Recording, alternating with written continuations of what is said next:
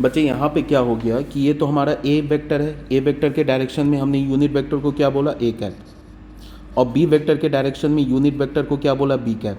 और अगर ये ए वेक्टर और बी वेक्टर का डायरेक्शन सेम है तो इस केस में क्या हो जाएगा, बी कैप जो होगा वो ए कैप के इक्वल होगा। मतलब ये दोनों तो यूनिट वेक्टर है, दोनों की डायरेक्शन भी सेम है, तो बी कैप और ए कैप क्या हो जाएगा, आपस में इक्वल हो जाएगा। और सपोज डैट कि अगर हमारे पास ये ए वेक्टर है, ये हमारे पास ए वेक्टर है, और इसके डायरेक्शन में यूनिट वेक्टर को हमने क्या बोला, ए कैप, और ये हमारे पास बी वेक्टर है, इसके डायरेक्शन में यूनिट वेक्टर को हमने क्या बोला, बी कैप, अज्यूम कर लिया इसके डायरेक्शन में जो यूनिट वेक्टर है। अब बताओ बच्चों, यहाँ पे ये ए कैप और बी कैप के बीच में क्या रिलेशन होगा, ये दोनों एक दूसरे का निगेटिव होगा, बिकॉज ए कैप और बी कैप का मैग्नीट्यूड तो 1 है, ए कैप और बी कैप का मैग्नीट्यूड 1 है, बट दोनों का डायरेक्शन अपोजिट है। ए कैप का डायरेक्शन यहाँ है और बी कैप का डायरेक्शन यहाँ अपोजिट है। तो क्या होगा, फिर हम क्या लिख सकते हैं, बी कैप क्या होगा, माइनस ए कैप। तो फिर इसका क्या मतलब हुआ कि तुम बी कैप को क्या लिख सकते हो, प्लस माइनस ए कैप। ठीक है, यहाँ तक आ रही है बात समझ में। तो अभी तक हमें क्या पता चला है कि बी वेक्टर क्या हो गया हमारे पास, बी वेक्टर क्या है, magnitude of b vector into b cap. और बी कैप को हम क्या लिख सकते हैं, ये तो magnitude of b vector, b cap को क्या लिख सकते हैं, प्लस माइनस ए कैप, ऐसे लिख सकते हैं, इसमें तो कोई प्रॉब्लम है नहीं। ठीक है, ये किसके इक्वल हो गया, हमारा ए बी वेक्टर के। अब फिर बी कैप क्या हो जाएगा, बी वेक्टर क्या हो जाएगा, यहाँ पे हो जाएगा ये plus minus magnitude of b into a cap. तो बी वेक्टर को आप क्या लिख सकते हो, plus minus magnitude of b vector, a cap को क्या लिख सकते हो, a vector upon magnitude of a, ऐसे लिख सकते हो, कोई प्रॉब्लम नहीं है। ए कैप क्या होता है, ए vector upon magnitude of a, unit vector वाला हमने क्या कर लिया, फॉर्मूला यूज़ कर लिया। तो बच्चे यहाँ पे क्या हो गया, बी वेक्टर क्या हो गया, बी वेक्टर हो गया plus minus magnitude of b vector upon magnitude of a vector into a vector. अगर मैंने इसे लैम्डा बोल दिया तो यहाँ से हमें क्या पता चला, b vector is equals to lambda times a vector. मेरी बात आ रही है समझ में। तो ये काफ़ी इंपॉर्टेंट रिलेशन है।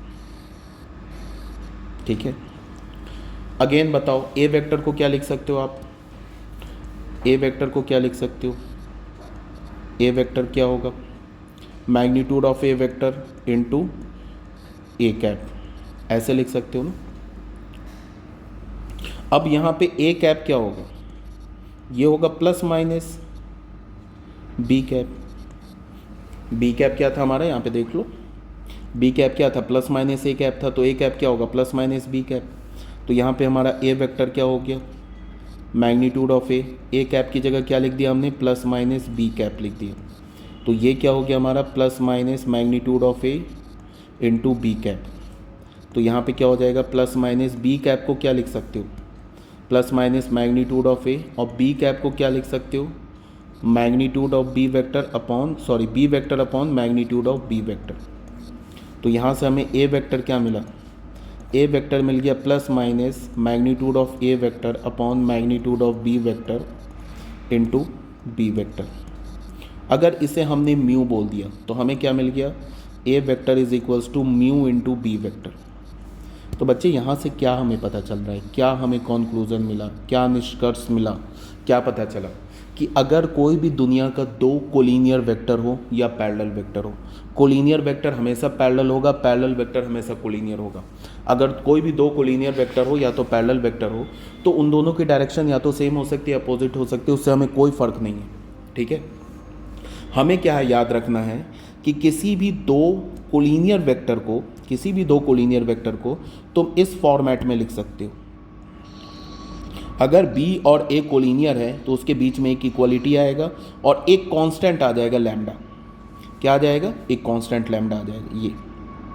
ठीक है, या फिर तुम क्या लिख सकते हो, ऐसे भी लिख सकते हो, ये ए को पहले रख लो, बी को, उसके बीच में क्या आ जाएगा, एक कांस्टेंट आ जाएगा, या फिर बोलो एक पैरामीटर आ जाएगा म्यू। अगर ए और बी कोलिनियर वेक्टर या पैरेलल वेक्टर है तो तब ऐसा हो जाएगा। अगर नॉन कोलिनियर वेक्टर या नॉन पैरेलल वेक्टर है तो ये ऐसे कभी भी तुम ए और बी को इस फॉर्मेट में कभी नहीं रख सकते हो, कभी भी नहीं रख सकते हो। कब रखोगे? जब ए और बी क्या हो, या तो कोलिनियर वेक्टर हो या तो पैरेलल वेक्टर हो। एक बात ये हो गई। दूसरी बात क्या है कि मान लो कि अगर ए वेक्टर ऐसे गिवन हो, -3b वेक्टर ऐसे गिवन हो, तो यहाँ से हम देख के क्या, यहाँ पे लैम्डा का काम क्या कर रहा है? लैम्डा का काम कर रहा है -3। तो यहाँ से हम देख के क्या बोल सकते हैं, क्या इंप्लाई करेंगे? ये हम इंप्लाई करेंगे कि A vector and B vector, A and B vector are parallel vectors. पहला तो बात ये हो गया, ये क्या हमारा पैरेलल वेक्टर्स है। और कैसा पैरेलल है? एंटी पैरेलल है। क्यों एंटी पैरेलल है? बिकॉज ए और बी के बीच में जो लैम्डा जो है ना -3, ये निगेटिव है। इसका मतलब क्या होगा कि अगर हमारा ए वेक्टर इस डायरेक्शन में होगा, पैरेलल तो होगा बट उन दोनों का डायरेक्शन क्या होगा? अपोजिट होगा। तो बी वेक्टर का डायरेक्शन ये होगा। और पैरेलल है तो क्या होगा? लाइन ऑफ सपोर्ट सेम होगा। सॉरी, लाइन ऑफ सपोर्ट क्या होगा? पैरेलल होगा। लाइन ऑफ सपोर्ट पैरेलल होगा तो फिर कोलिनियर हो जाएगा। समझ में आ रही है बात? तो अगर लैम्डा का वैल्यू निगेटिव है तो ए और बी का जो डायरेक्शन होगा वो अपोजिट हो जाएगा। अगर तुमने ऐसे दिख गया A is equals to 3 into B vector, तो यहाँ से भी देख के हम क्या बोलेंगे? हम यही बोलेंगे कि ए एंड बी वेक्टर ये क्या होगा? Are parallel vector. ये दोनों क्या होगा? पैरेलल वेक्टर होगा। ये तो बोलेंगे।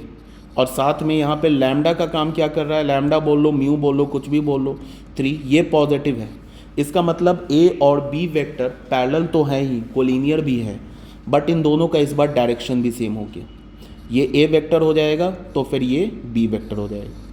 मेरी बात आ रही है समझ में क्या बोल रहा हूँ? इस बार इन दोनों का डायरेक्शन भी सेम हो जाएगा। इस बात को आपको याद रखना है। अगर कोई भी नॉन कोलिनियर वेक्टर है, मान लो ए वेक्टर हमारे पास ऐसा है और बी वेक्टर हमारे पास ऐसा है, तो ये ए और बी वेक्टर कभी भी इस फॉर्म में नहीं लिखा सकता है, is equals to lambda B.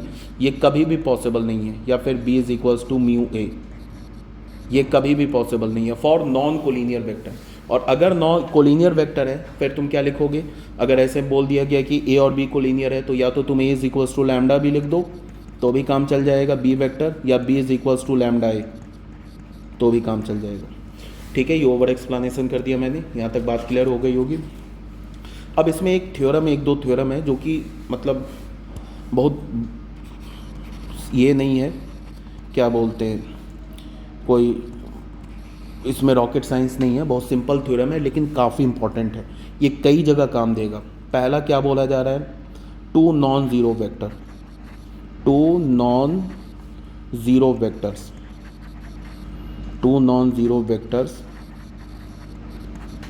A and b. 2 non zero vector, एक तो ए वेक्टर है और दूसरा बी वेक्टर है, आर कोलिनियर। कब होगा collinear? If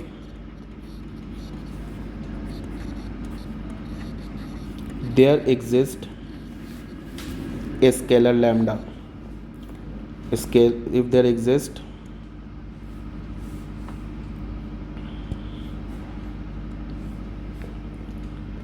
a scalars x comma y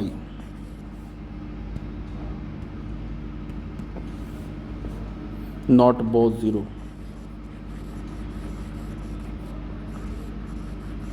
such that x into a vector plus y into b vector is equals to null vector। अब ये थ्योरम नंबर 1 क्या बोल रहा है?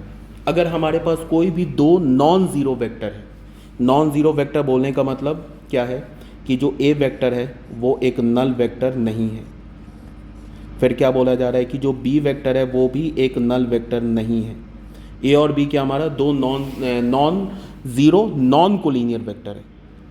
ठीक है, नॉन ज़ीरो भी है और साथ में क्या हमारे पास नॉन ज़ीरो भी है और साथ में नॉन कोलिनियर नहीं, नॉन ज़ीरो और कोलिनियर वेक्टर है। मतलब क्या है कि ए और बी या तो सेम डायरेक्शन में पैरेलल होगा, एंटी पैरेलल होगा। तो कब होगा? If there exist scalar x and y not both zero. X और वाई 2 स्केलर एग्जिस्ट करे, दोनों इकट्ठे ज़ीरो नहीं हो सकता है। एक्स और वाई में कोई एक ज़ीरो हो सकता है, चलेगा, बट ऐसा नहीं होगा कि एक्स भी ज़ीरो हो जाए वाई भी ज़ीरो हो जाए, और वो इस कंडीशन को सेटिस्फाई करेगा। ये क्या बोल रहा है? ये बोल रहा है कि हमारे पास एक नॉन ज़ीरो वेक्टर ए है, दूसरा एक नॉन ज़ीरो वेक्टर बी है। अगर हमारे पास दो स्केलर भी मिल जाए, हमें एक स्केलर एक्स मिल जाए और दूसरा स्केलर वाई मिल जाए, और हमारे पास कंडीशन क्या मिल जाए, where x and y, where x and y both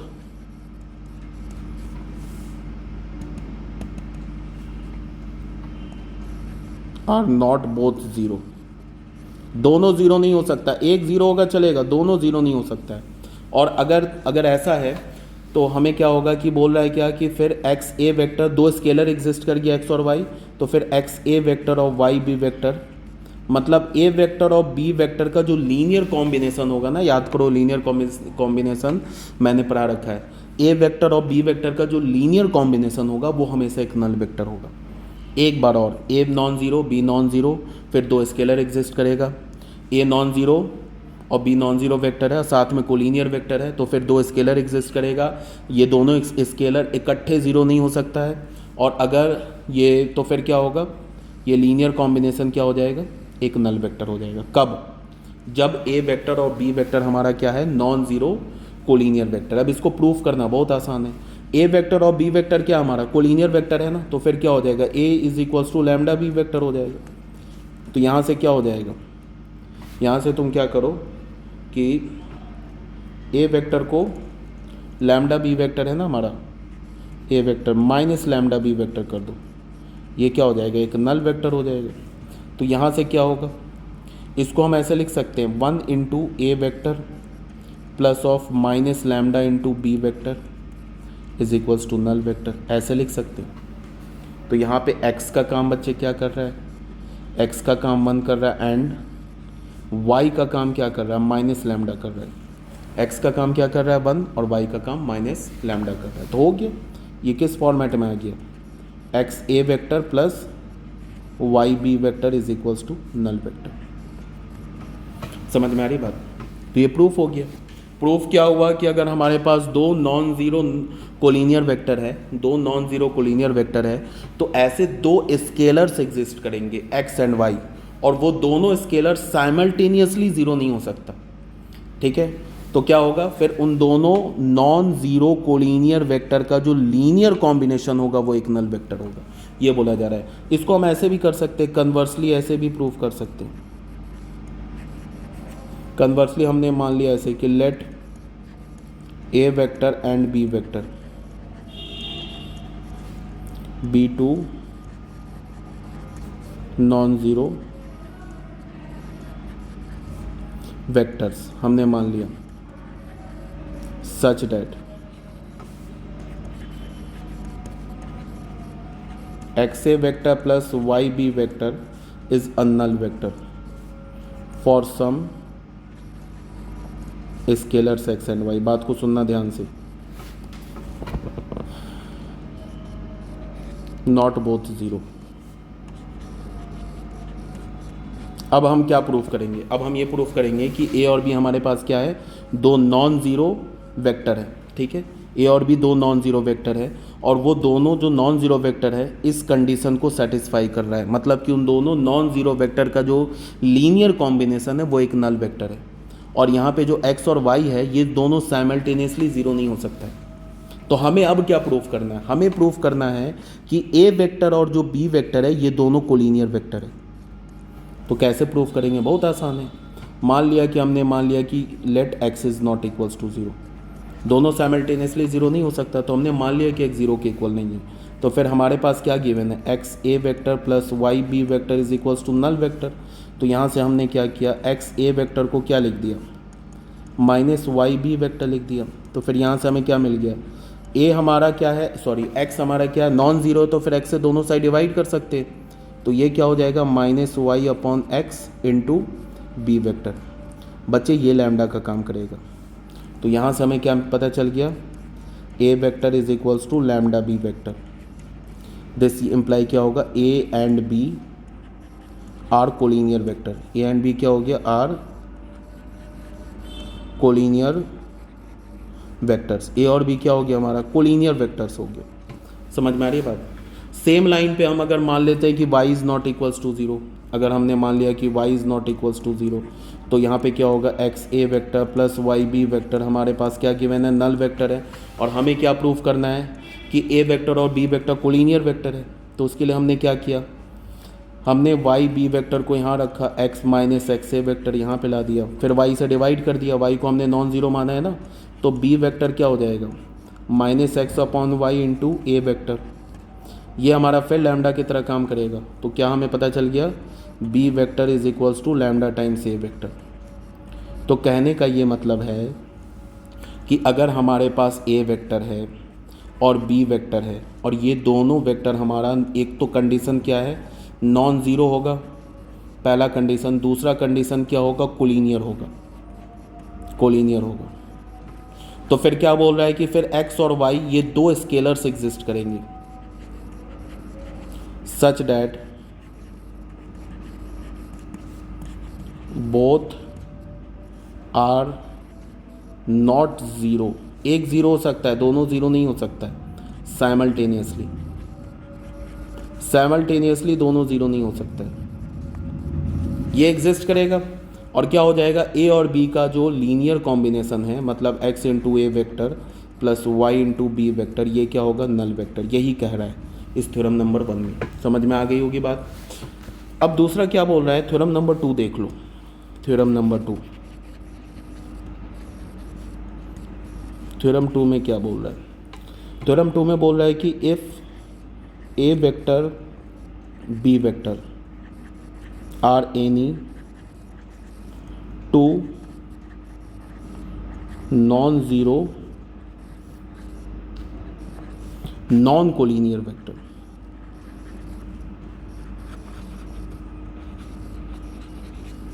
collinear vectors and x, y are scalars, then उस केस में क्या होगा, x इंटू ए vector plus Y into B vector अगर नल वेक्टर के इक्वल है, तो ये क्या इम्प्लाई करेगा कि x और y दोनों ज़ीरो के इक्वल होगा। यहाँ पे इस थ्योरम में क्या बोला है, थ्योरम नंबर 2 में, कि a और b, जो a वेक्टर है b वेक्टर है, पहला कंडीशन डाल दिया कि दोनों नॉन ज़ीरो है, दूसरा कंडीशन डाला कि दोनों नॉन कोलिनियर है। मतलब है कि एक वेक्टर a है हमारा ऐसा और ये दूसरा वेक्टर b है हमारा ऐसा। ये तो दोनों नॉन ज़ीरो वेक्टर और साथ में नॉन कोलिनियर वेक्टर है। और अगर ऐसा गिवन हो कि इन दोनों वेक्टर का जो लीनियर कॉम्बिनेशन है अगर एक नल वेक्टर के इक्वल गिवन हो, ये गिवन हो, तो ये क्या इम्प्लाई करेगा, ये इम्प्लाई करेगा जो ए वेक्टर का जो ये स्केलर कंपोनेंट है ना x और जो बी वेक्टर का स्केलर कंपोनेंट है y, ये दोनों ज़ीरो के इक्वल होगा, ये इम्प्लाई करेगा। समझ में आ रही बात।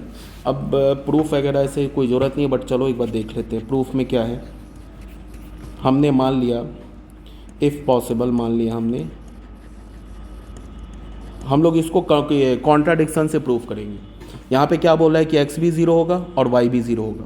तो हमने मान लिया कि जो हमारा x है वो ज़ीरो के इक्वल नहीं है, हमने मान लिया, ज्यूम कर लिया। तो फिर हमारे पास क्या गिवन है, एक्स ए vector plus Y B vector, ये क्या हमारा एक नल वेक्टर है, ये हमारे पास गिवन है ना, x A vector plus Y B vector is a null vector. अब बच्चे यहाँ से हम क्या लिख सकते हैं, एक्स ए वेक्टर को क्या लिख सकते हैं, माइनस वाई बी वेक्टर लिख सकते हैं। तो यहाँ से हमें ए वेक्टर क्या होगा, एक्स तो हमने मान लिया नॉन ज़ीरो है, तो क्या हो जाएगा फिर minus y upon x into B vector. फिर इसे हमने लैम्डा मान लिया, तो हमें क्या मिल गया, हमें क्या मिल गया, A vector is equals to lambda into B vector. अब बताओ ये क्या इम्प्लाई कर रहा है, ये तो इम्प्लाई कर रहा है कि A vector and B vector are collinear vector, B are collinear vector, ये तो इम्प्लाई कर रहा है ना। यही होता है ना कोलिनियरिटी का, दो वेक्टर कोलिनियर होते तो क्या होता है, ए vector is equals to lambda भी होता है कोलिनियर वेक्टर। बट क्वेश्चन में क्या गिवन है, जो हमारा थ्योरम है उसमें तो नॉन कोलिनियर बोला है। इसका मतलब कि x ज़ीरो नहीं हो सकता है, ठीक है, x इज़ नॉट, x जो हमारा ये ज़ीरो के इक्वल नहीं है, sorry x is not equals to zero. तो यहाँ से क्या होगा, ये जो चीज़ हमने किया ना ये रॉन्ग है, तो फिर क्या होगा यहाँ से x is equals to zero. तो सेम लाइन पे मान लो कि तुम y is not equals to zero, तो फिर तुम्हें क्या मिलेगा, ये a and B are collinear vector, यहाँ पे लिख सकते हो विच कॉन्ट्राडिक्ट, जो कॉन्ट्राडिक्ट कर गया ना हमारा, जो हमने एज्यूम किया उससे कॉन्ट्राडिक्ट कर गया। फिर तुम मान लो कि y is equals to not equals to 0, तो फिर ये अगेन कॉन्ट्राडिक्ट कर जाएगा। ये हमारे पास गिवन है ना x a vector y b vector is equals to null vector, तो यहाँ से y b वेक्टर तुम क्या लिख सकते हो माइनस x a वेक्टर, तो यहाँ से क्या हो जाएगा b वेक्टर क्या हो जाएगा minus X upon Y into ए वेक्टर, और ये अगर हमारा बच्चे लैम्डा की तरह काम कर गया तो फिर b वेक्टर क्या हो जाएगा हमारा लैम्डा इंटू ए वेक्टर। तो ये क्या करेगा, A vector and B vector are collinear, B are collinear. ये अगेन कॉन्ट्राडिक्ट कर गया, विच कॉन्ट्राडिक्ट, जो हमने एज्यूम किया उससे कॉन्ट्राडिक्ट कर गया ना। इसका क्या मतलब होगा कि ये जो हमने लिखा है ये फॉल्स है, तो फिर ट्रू क्या है, y अगर 0 के इक्वल नहीं है तो फिर क्या है, y 0 के इक्वल है, ये हो जाएगा। तो यहाँ से कहने का ये मतलब है कि अगर हमारे पास कोई दो वेक्टर है, ये कहा जा रहा है कि हमारे पास एक वेक्टर a है और एक वेक्टर b है, इसमें दो खूबी है। पहली खूबी क्या है कि ये नॉन ज़ीरो है, पहली खूबी है। दूसरी खूबी क्या है, साथ में ये नॉन कोलिनियर भी है, नॉन कोलिनियर भी है। और अगर ऐसा गिवन है x A vector plus Y B vector is equals to null vector, तो यहाँ से तुम क्या इंप्लाई करोगे, जो ए वेक्टर का कंपोनेंट है ना एक्स और जो बी वेक्टर का कंपोनेंट है वाई, ये दोनों जीरो के इक्वल है, यही इंप्लाई करोगे। सिंपल सी बात है, ठीक है। यहाँ तक समझ में आ गई होगी बात। अब एक दो क्वेश्चंस कर लेते बच्चों। क्वेश्चन नंबर 1 में क्या गिवन है, क्वेश्चन नंबर 1 में गिवन है कि हमारे पास ए वेक्टर है और एक बी वेक्टर है, ये दोनों वेक्टर के हमारे पास नॉन कोलिनियर है, ठीक है, और ये रिजल्ट भी ट्रू है। तो हमें क्या बोल रहा है प्रूफ करने के लिए, हमें बोल रहा है प्रूफ करो कि x1 x2 के इक्वल है और y1 y2 के इक्वल है। गिवन क्या है हमारे पास कि a vector and b vector ये क्या है आर नॉन कोलिनियर, ये दोनों वेक्टर क्या है हमारे पास नॉन कोलिनियर वेक्टर है। एक तो ये गिवन है और दूसरा क्या गिवन है x1 a vector plus y1 b vector is equals to x2 a vector plus y2 b vector, ये गिवन है। और हमें क्या बोल रहा है, टू प्रूफ करने के लिए क्या बोल रहा है, बोल रहा है कि x1 is equals to x2 and y1 is equals to y2, ये प्रूफ करो, ये प्रूफ करो। तो कुछ नहीं है, बहुत सिंपल सी बात है। क्या करेंगे, जो हमारे पास गिवन है ना उसको हमने किया कॉपी, यही गिवन है ना, ये हमारे पास गिवन है। तो इसमें हमने क्या किया, x1 a वेक्टर यहाँ से ये है ना इसको लेफ्ट हैंड साइड में लाए, माइनस x2 a वेक्टर हो जाएगा प्लस y1 b वेक्टर, इसको लेफ्ट हैंड साइड में लाए तो क्या हो जाएगा y2 b vector, right hand side में क्या हो जाएगा एक नल वेक्टर। इस दोनों से a वेक्टर कॉमन ले लिया तो क्या मिल गया हमें x1 minus x2 a vector plus यहाँ से क्या मिल गया हमें y1 माइनस y2 और ये क्या मिल गया b वेक्टर। ये किसके इक्वल हो गया, ये एक नल वेक्टर के इक्वल हो गया ना, नल वेक्टर के। अब तुम बताओ कि a और b क्वेश्चन में क्या गिवन है, क्वेश्चन में गिवन है कि a और b जो है वो तो नॉन कोलिनियर वेक्टर है, और अभी इससे ऊपर थ्योरम में मैंने क्या पढ़ा है कि अगर दो नॉन कोलिनियर वेक्टर्स का लीनियर कॉम्बिनेशन ज़ीरो हो जाए तो इसका क्या मतलब है, इसका ये मतलब है कि जो a वेक्टर है ना उसका जो कंपोनेंट है स्केलर कंपोनेंट क्या x1 माइनस x2 ये ज़ीरो के इक्वल होगा, और जो b वेक्टर है इसका जो स्केलर कंपोनेंट है y1 माइनस y2 ये भी ज़ीरो के इक्वल होगा। तो हो गया यहाँ से proof, x1 is equals to x2 and y1 is equals to y2। इसका रीज़न क्या दोगे यहाँ पे, a and b are non collinear vectors, a और b क्या हमारे पास नॉन कोलिनियर वेक्टर्स। नहीं आगे बात समझ में, बस ये हो गया हमारा क्वेश्चन नंबर 1 भी हो गया।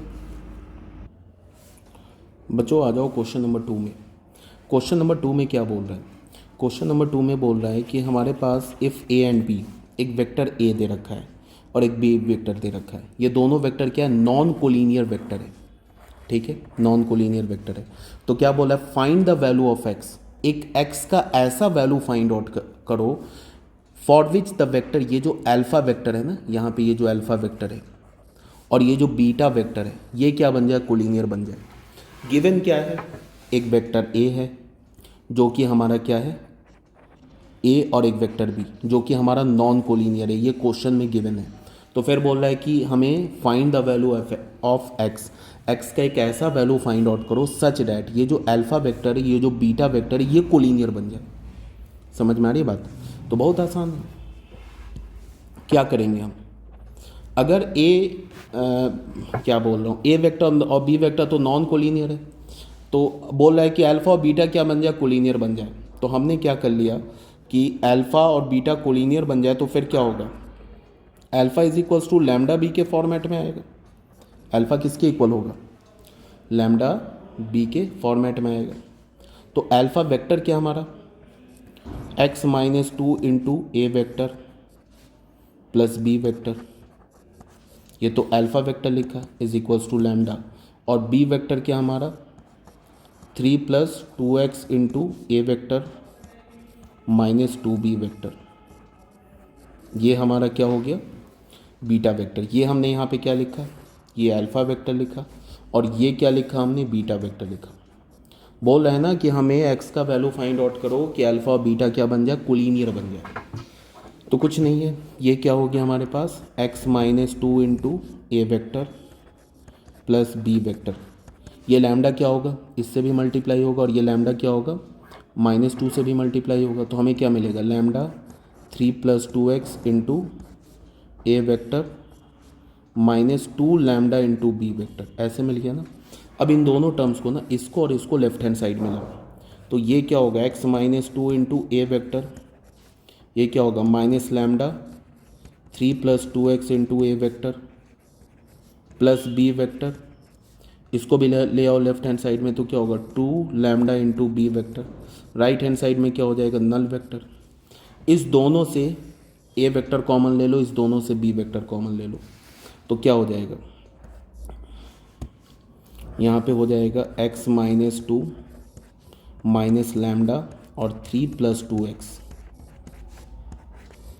ए वेक्टर, और यहाँ से बी कॉमन लिया तो 1 प्लस 2 लैम्डा इंटू बी वेक्टर, ये नल वेक्टर हो जाएगा। अब फिर आ जाओ क्वेश्चन में, क्वेश्चन में क्या बोल रहा है, क्वेश्चन में बोल रहा है ना कि ए वेक्टर और बी वेक्टर हमारा नॉन कोलिनियर है।